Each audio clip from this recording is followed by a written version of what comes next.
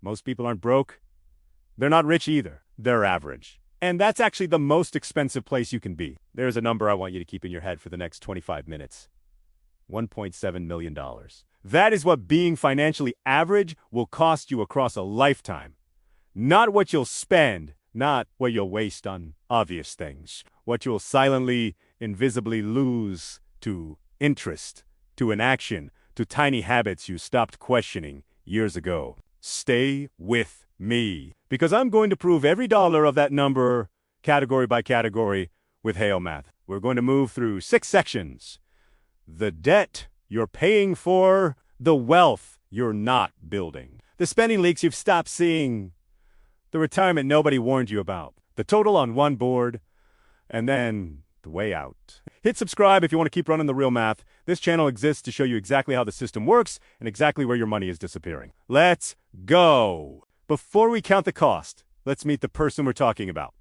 Spoiler, it might be you. The financially average American earns roughly $56,000 a year in household income. They save somewhere between 3 and 5% of that, maybe $2,000 a year if things go well. They carry between $6,000 and $8,000 in credit card debt, rolling it forward every month. They have a car payment averaging around $700 a month. They bought a house on a 30-year mortgage, and they make the minimum payment every single month without thinking about it. Their retirement account exists, but they're behind, a decade behind, maybe more. And their median net worth, as they approach retirement, is $87,000. Think about that number.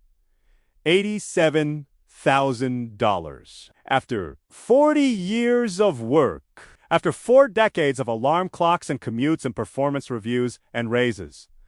That is the median. That is the middle of the road. And it's less than the cost of a decent used car and a kitchen renovation. How does someone work their entire adult life and end up there? That's what this video is about. Not to shame the person standing in that spot. I spent years heading toward that same number myself. But to show you exactly how it happens, step by step, so you can stop it from happening to you. Average Americans don't just spend money. They rent money, and they pay a fortune for that privilege. Let's start with credit cards. The average American carries a balance at an interest rate that now sits above 20% if you carry that balance and only make minimum payments, which is exactly what most people do. Because the minimum payment feels manageable, the interest compounds on top of itself, month after month, year after year. Run that math across a lifetime of average credit card behavior, and you are looking at between $150,000 and $200,000 paid in interest alone. Not in purchases, in interest, in the cost of borrowing your own spending. Now add cars. The average American buys somewhere between 9 and 13 vehicles in a lifetime, and most of those vehicles will be financed. A car loan here, another car loan there. Always a payment, always interest. Add that up across a lifetime of financing vehicles, and the number lands between $50,000 and $80,000 in interest. Here's a line that tends to stop people cold. The average person essentially buys one entire car for free for the bank. The bank gets a car, you get the payment. Now, the mortgage, a $300,000 home financed at 7% over 30 years, costs you $418,000 in interest before you own it outright. And here's the quiet injustice inside that number.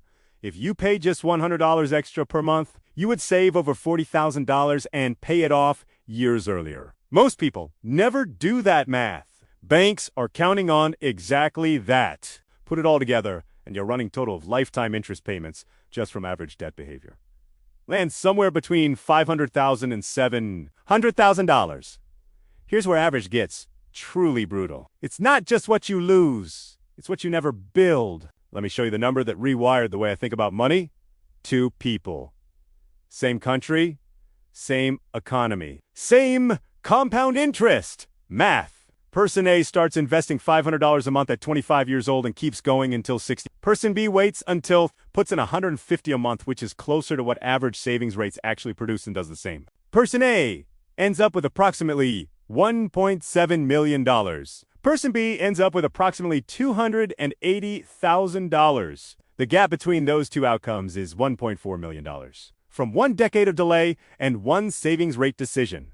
That's it. That is the entire difference between retiring with options and retiring with anxiety. And it gets worse. Because most average Americans are also leaving free money on the table at work. If your employer offers a 401k match and you're not contributing enough to capture the full matchy, you are turning down an instant 50 to 100% return on your money. There is nowhere else in America where that deal exists.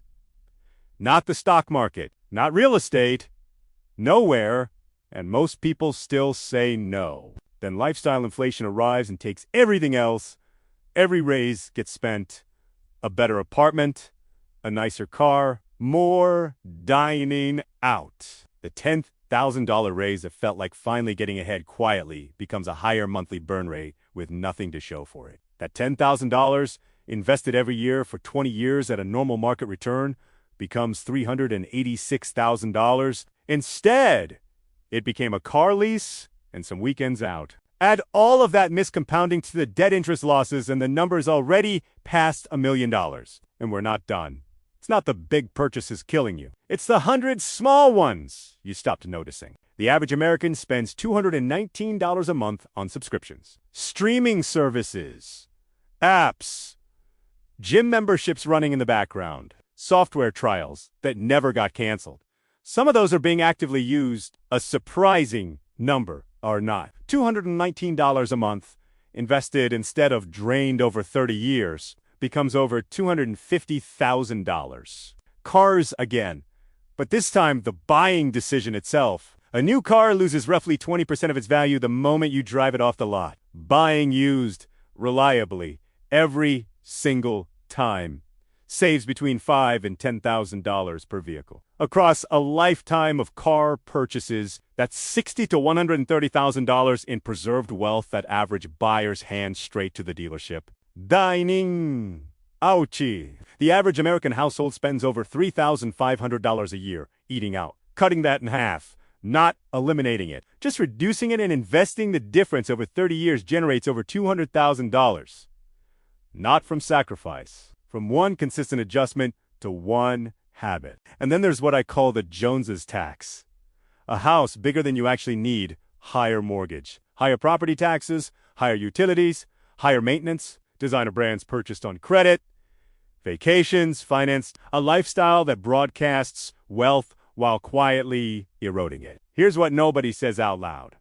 The Joneses are broke. You are not keeping up with rich people. You are financing the image of people who are just as overextended as you are. All of this compounds into a retirement most people don't see coming until it's too late. The median retirement savings for Americans between 55 and 64, people who are close, people who are supposed to be in the final stretch, is approximately $134,000. That number sounds like something until you do the math on what it actually generates. At a 4% withdrawal rate, $134,000 produces $5,360 per year, not per month. Pay. Add Social Security. The average benefit right now runs around $1,800 per month. So your combined retirement income from a lifetime of work plus government support lands at roughly $27,000 a year. That is barely above poverty level in most American cities. That is what average retirement actually looks like.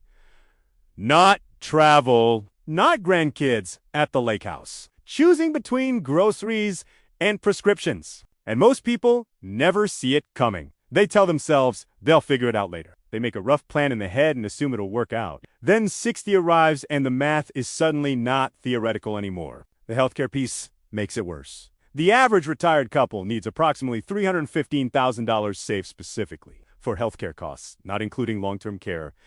Most average Americans have a fraction of that. A nursing home today costs over $100,000 per year. Medicare doesn't cover most of it, and most people have made zero plans for any of it. This is what financially average retirement actually looks like. You can't retire on schedule, so you work until 68, 69, 70. You become dependent on Social Security as your primary income. One medical emergency, one puts you in real financial danger. You spent 40 years working. Average means you cannot afford to stop. Let's put it all on the board. This is the number nobody talks about. Interest payments on debt across a lifetime, $500,000 to $700,000. Missed investment growth from starting late and saving too little, $1 million to $1.4 million. Spending leaks, subscriptions, new cars, dining, lifestyle inflation, $300,000 to $500,000. Retirement funding shortfall, over $200,000 in uncovered expenses. Total cost of being financially average between $1.5 million and $2.5 million. That is not a typo. That's the math. And it's the result of nothing dramatic. No catastrophic decisions, no obvious mistakes, no financial disasters. Just average. Just the default settings of an average financial life, running on autopilot for 40 years. Average isn't neutral. Average is expensive. It is the most expensive place you can be because it feels fine. Right up until it doesn't. Here's what I don't want you to do. I don't want you to close this video feeling hopeless because the same math that built this problem can fix it, and it doesn't require you to become a different person or earn twice your current income. 3 things. This week. Not next month. This week. First, calculate your actual savings rate. Take what you saved last month, divide it by your take-home pay, and get a real number. If it's under 15%, that is your first target. Not tomorrow's target, today's. You don't need to hit 15% this month. You need to know the gap so you can start closing it. Second, pull up your subscriptions in your last 2 months of credit card statements. Not to feel bad, to find one leak, a forgotten service, a membership you're not using, a recurring charge you've been meaning to cancel. Find it, kill it, redirect that money. That single action changes your trajectory more than the dollar amount suggests because the habit of redirecting money is worth more than the amount itself. Third, run your retirement number today. Use any free compound interest calculator online. Put in your current age, your savings rate, your expected retirement age, and a 7% average return. Look at the number it gives you, compare it to what you'll actually need. Face that gap now, while there is still time to do something about it. Not at 64, when the math is final. Average is the default setting. No one chooses a default life on purpose. It just happens when you stop asking questions.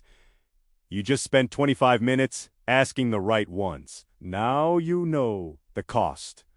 And knowing is where it changes. Drop a like if this video hit different. It genuinely helps more people find it. And the videos on compound interest and debt payoff strategy are linked below. Both pick up exactly where this one stops.